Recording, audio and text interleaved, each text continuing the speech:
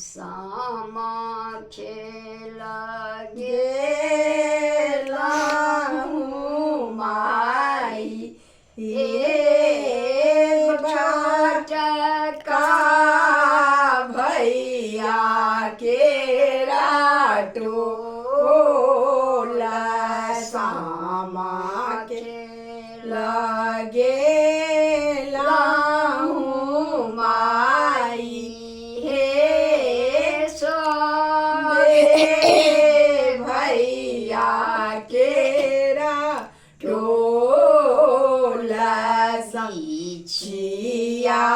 हेराए गेलयो साइया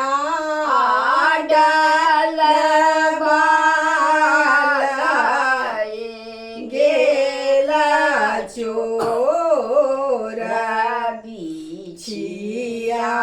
हेराए गेल हो भैया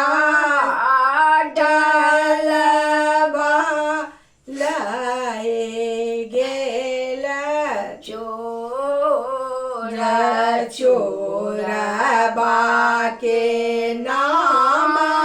माहे बहिनो कही दिया हे मोर चोरबा के नाम हे बहिनो कही दिया हे हे मोर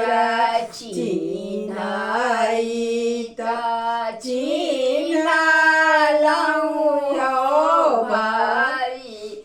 या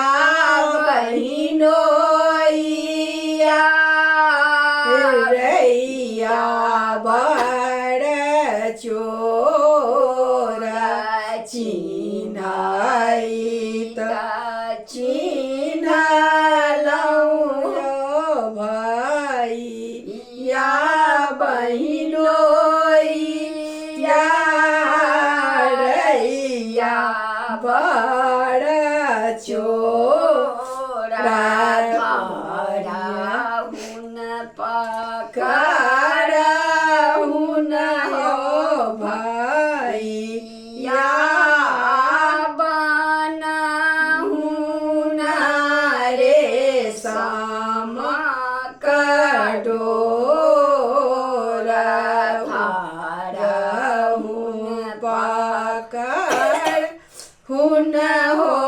भैया बनहुन हुन रे सामा